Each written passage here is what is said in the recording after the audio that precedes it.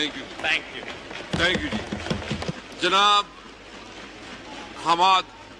हमाद अजहर साहब। शुक्रिया जनाब स्पीकर। और मैं चैलेंज करता हूं अपोजिशन को कि यहां बैठ के आज मेरी तकरीर सुने।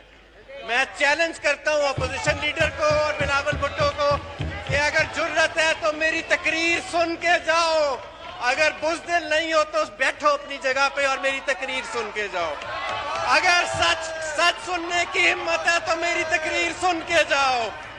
अगर झूठ अपना बेनकाब करना चाहते हो तो कायदे हिस्से इख्तिलाफ मेरी तकरीर सुन के जाओ। प्लीज बैठ। अगर हिम्मत है तो बैठो और मेरी तकरीर सुन के जाओ। और वो चले गए। और वो बैठा हुआ है बिलावल साहब, बैठा हुआ है हमाद बिलावल साहब बैठा हुआ है। मैडम आप बैठ जाए, उसको बात कर। जनाब स्पीकर बात कर ले भी। आप लोग बैठ जाए। मैं जवाब देता हूँ। अपनी सीटों पे बैठ जाए प्लीज। मैं जवाब देता हूँ। अपनी सीटों पे बैठ जाए प्लीज, बात कर ले। जनाब स्पीकर, हमें आज एक नाबालिग सा लेक्चर मिला और ये नाबालिग लेक्चर जिन्होंने जिंदगी में कभी कोई काम नहीं किया, कभी जिम्मेदारी नहीं की, कभी कारोबार नहीं किया, उन्होंने हमें बताया कि मईशत कैसे चलानी है। उन्होंने हमें बताया कि ये मुल्क कैसे चलाना है। जनाब स्पीकर, उन्होंने कभी अंग्रेजी बोली, कभी उर्दू बोली, लेकिन मैं उन्हें बताना चाहता हूं कि मुंह टेढ़ा करके अंग्रेजी बोल के किरदार साफ नहीं हो जाते, दामन साफ नहीं हो जाते। ये जो करप्शन के दाग सीने पे लगे हैं, ये अंग्रेजी बोलने से साफ नहीं होंगे। मेरे जनाब स्पीकर जी आप प्लीज अपना आप तशरीफ रखें प्लीज। जनाब स्पीकर, ये वही शख्स है जिसने कहा था कि मैं तुमको जूता मारूंगा और इसने आज तक इसने माफी नहीं मांगी। ये वही शख्स है। ये बजट तकरीर है इसको भाई। किसी किस्म की रिलीफ देने की जरूरत नहीं। जनाब स्पीकर, हमें कहा गया कि this is a government by puppets. Do they want a government of convicts? Do they want a government in which the people are known not by their names but by the dirtiest scandals in the history of this country? हमें लोगों ने मुंतखब किया है 22 साल की इमरान खान की जिद्दोजहद के बाद। हम कोई 10%, 20% की बुनियाद पे यहाँ नहीं आए। हम कोई चंद जागीरदारों को डरा धमका के उनको पैसे दे के यहाँ पे नहीं पहुंचे।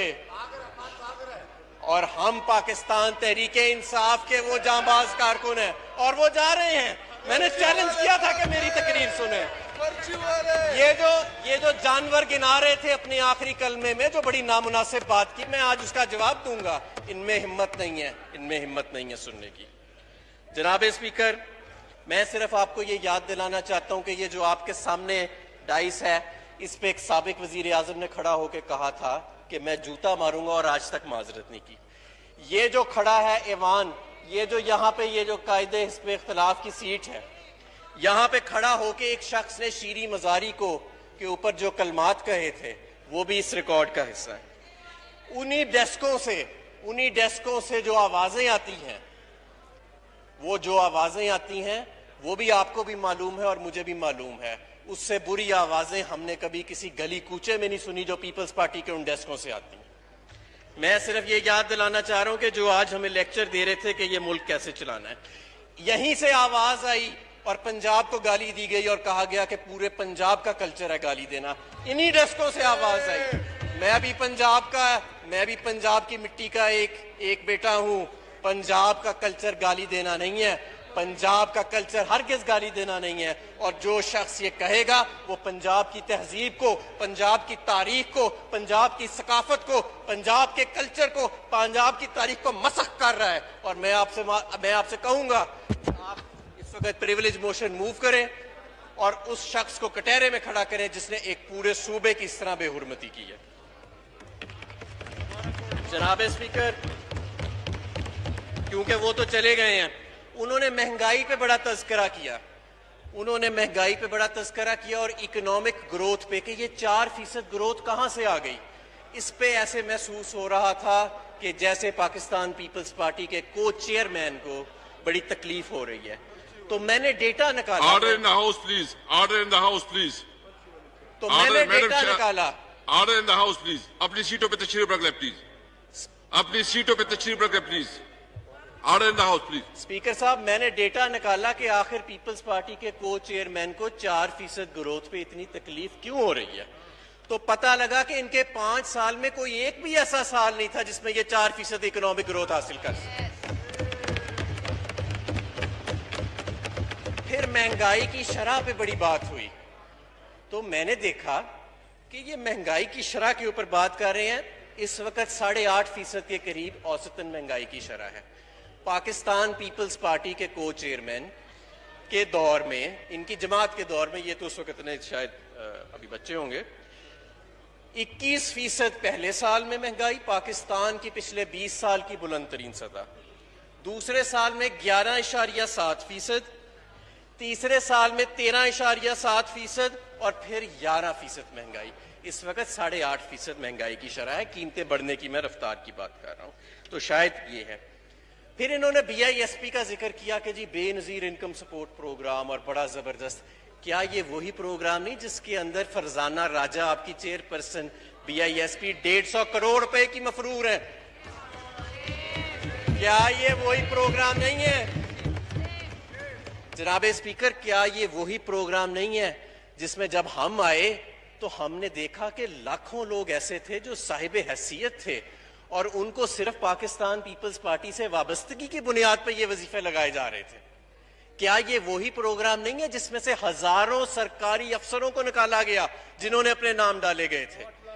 کیا یہ 8 لاکھ بندوں کو نکالا گیا؟ کیا یہ وہی نہیں ہے پروگرام جو ان کے دور میں چل رہا تھا جس میں صرف 30-35 لاکھ لوگ تھے اور ہم نے پچھلے سال 1.60 کروڑ گھرانوں کو احساس پروگرام کے ذریعے اس کی مدد پہنچائی ہے؟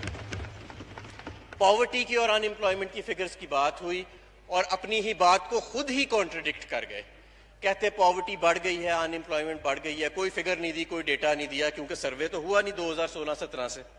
اس کے بعد خود ہی ایک ادارہ ہے, کوئی اس کا نام لیا اور کہا کہ اس ادارے کے مطابق 3 صوبوں میں پچھلے 2 سال میں غربت کی شرح جو ہے اس میں کمی آئی ہے.